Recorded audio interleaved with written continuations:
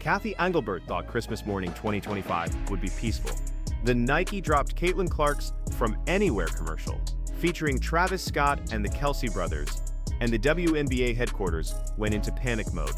The ad generated 6 times more views than the entire unrivaled league launch campaign, proved Caitlin doesn't need the WNBA, and exposed the commissioner as powerless to control her biggest star.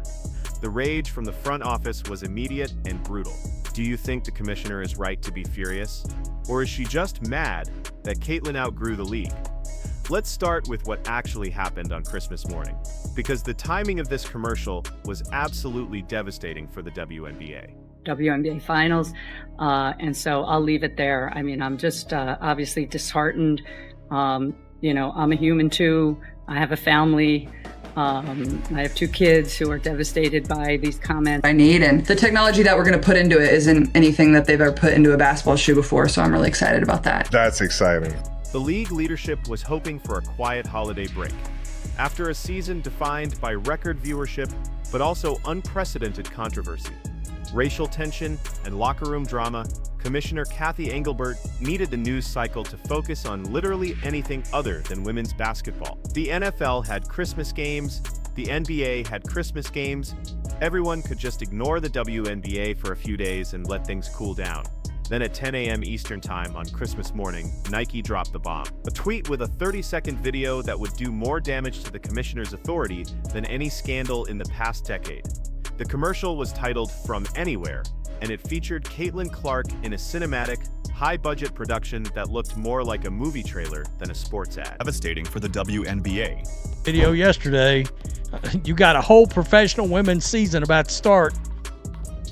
It's crickets out there. But I can understand, because I can understand wanting to go with Nike, and she brought it up. Travis Scott was in it. Jason Kelsey was in it. Travis Kelsey was in it. Lisa Bluder was there. The production value was insane. Caitlin shooting from impossible distances in a snowy driveway with celebrity cameos validating her as a cultural icon. The message was crystal clear. Caitlin Clark isn't just a basketball player. She's a phenomenon that transcends the sport. And here's what made this absolutely brutal for Cathy Engelbert. The WNBA logo was barely visible. The ad focused entirely on Caitlin's personal brand. It positioned her not as a WNBA star, but as a global icon who happens to play basketball.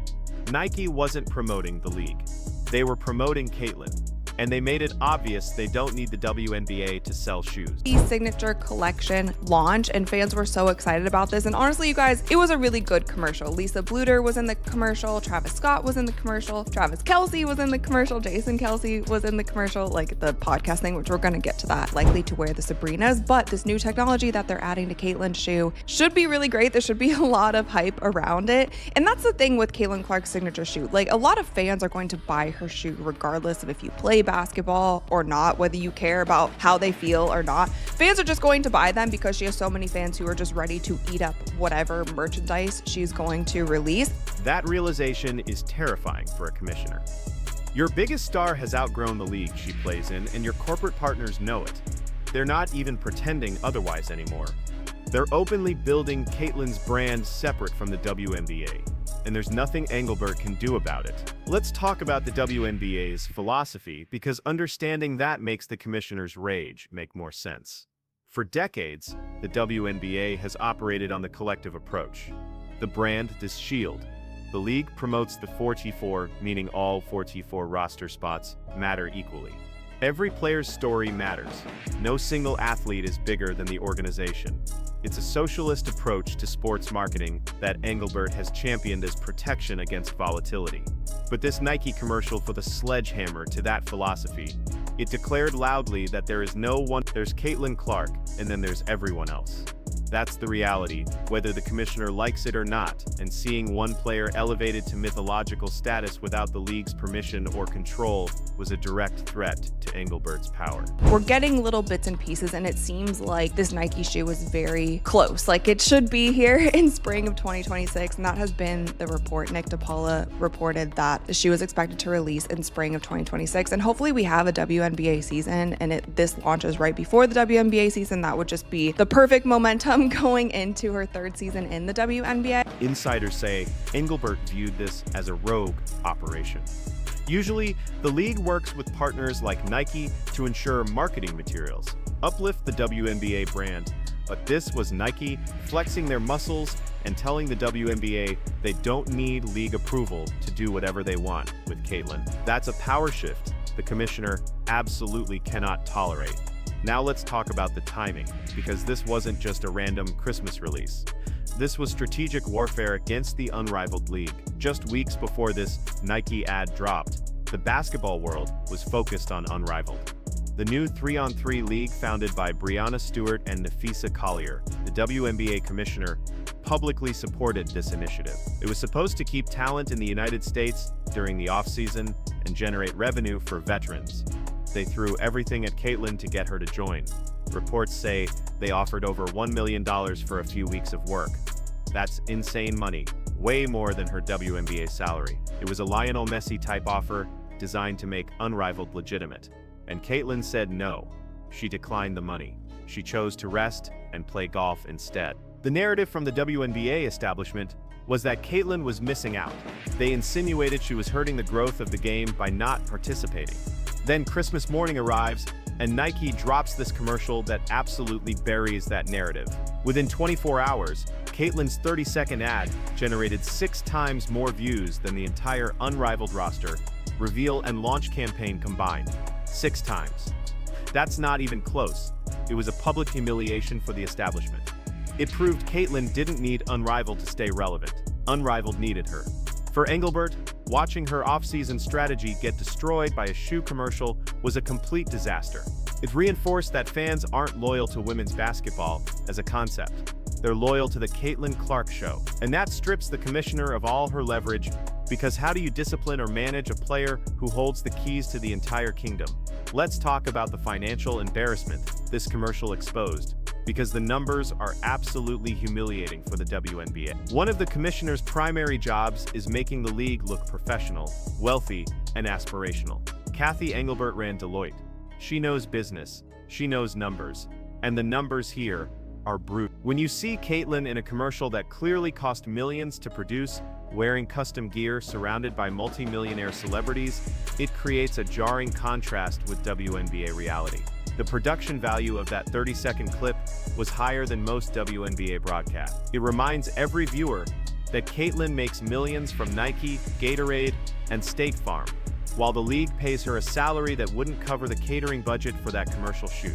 This is a PR nightmare for Engelbert. She's currently negotiating collective bargaining agreements and trying to sell the narrative that the WNBA is a major league, but every time this ad airs during NBA or NFL games, it screams the opposite. It screams that the real money is outside the league. It empowers the Players Association to point at the screen and say, look at the value she's generating. Why are we fighting for scraps? It makes the league look cheap. It makes leadership look incompetent for not capitalizing on this value sooner. Team owners are reportedly calling Engelbert, asking why they're not seeing a penny of this marketing explosion. The WNBA is being cut out of the profit loop of its own biggest asset, and Nike is laughing all the way to the bank. But the most dangerous fallout is happening inside locker rooms, and this is where the commissioner's anxiety is at its peak. We have to talk about the A'ja Wilson factor. A'ja Wilson is a 3-time MVP, a champion, and by traditional metrics, the best player in the world right now. She also has a Nike deal. She also had a commercial released recently. But the internet is cruel, and the side-by-side comparison started immediately. Caitlin's ad was cinematic, moody, and high budget.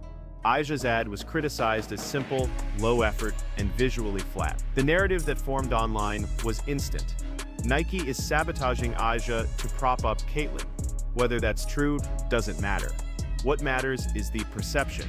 This commercial creates a massive rift between the league's two biggest stars and their camps. It validates conspiracy theories held by veteran players that the corporate machine is rigged against them, no matter how hard they work or how many rings they win. Engelbert spent 2 years trying to put out fires about player conduct and targeting of Caitlyn. This commercial just poured gasoline on those fires. How can A'ja Wilson not feel slighted? How can veterans not feel disrespected when a second-year player gets the Michael Jordan treatment while they get generic ads? This breeds resentment and anger, and that anger manifests on the court. If the 2026 season turns into a revenge tour where veterans are headhunting Caitlyn because they feel disrespected by Nike, the product suffers. It turns basketball into a drama series. It risks injury and scandal. And it all falls on the commissioner's desk. Let's discuss the cameo choices because they were a direct shot at WNBA history. In almost every major WNBA marketing campaign of the past decade, the strategy has been honoring the past. You bring in Cheryl Swoops, Lisa Leslie, Sue Bird, you show the lineage. It's paying respect to women who built the league, but in From Anywhere, those legends were conspicuously absent. There was no passing of the torch, no nod to the founders. Instead, Caitlyn was validated by men. Travis Scott, a global hip-hop icon, Jason and Travis Kelce, current kings of sports media, Michael Chi from SNL. This was deliberate by Nike. They're positioning Caitlyn outside the WNBA timeline.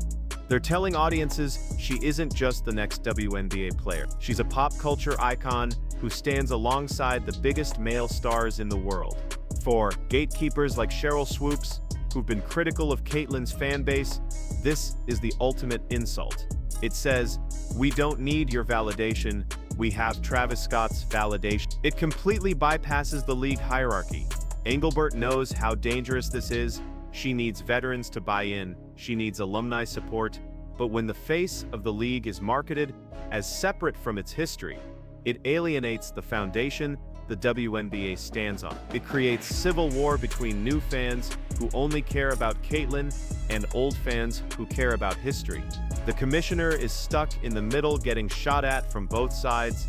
We need to revisit the Lucky Stars controversy to understand the personal nature of this conflict. Back in October 2025, reports surfaced that Engelbert allegedly told players they should be on their knees, thanking their lucky stars for the media rights deal she secured. While she tried walking back those comments, the damage was done. It painted her as an executive who felt players owed her gratitude. This Nike commercial is the ultimate rebuttal to that comment.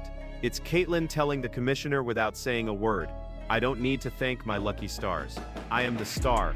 It demonstrates her value is intrinsic. She brings eyeballs, she brings sponsors, she generates revenue. The commercial effectively neuters the commissioner's authority.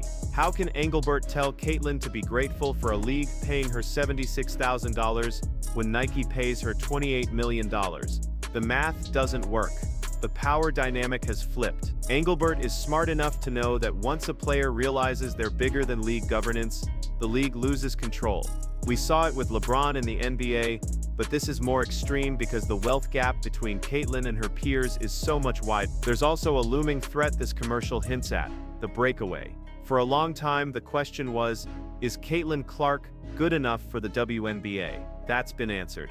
The new question posed by this ad scale is the WNBA big enough for Caitlyn? The visuals, global messaging, From Anywhere tagline. It all suggests global ambition the WNBA can't currently satisfy. The commissioner knows the current CBA is a ticking time bomb. If players opt out and the league can't offer Caitlyn compensation matching her value, what stops her from starting her own league? What stops Nike and Amazon from creating a Caitlyn Clark World Tour that dwarfs the WNBA in ratings? It sounds crazy, but this commercial proves the money exists. If Nike spends this budget on a 30-second spot, they'll invest in whatever vehicle delivers the most return. Right now, that's Caitlyn Clark, not the Indiana Fever, and certainly not the WNBA as an institution. This commercial is a warning shot. It says, we built this star and we can take her anywhere. The rage in the commissioner's office is actually fear.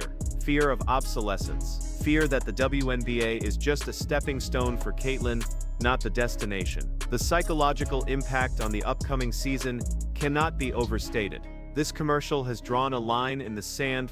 It's declared Caitlyn as royalty and everyone else's subjects. Veterans watching this know exactly what it means. They know they'll never get this treatment no matter what they accomplish. That creates a hostile environment before the season even starts. And the commissioner has no tools to fix it because she can't control Nike's marketing decisions. She can't control Caitlyn's brand value, and she can't control how players react to feeling disrespected. Hit like and subscribe for more breakdowns of how one commercial destroyed a commissioner's authority and exposed the WNBA's irrelevance to its own biggest star.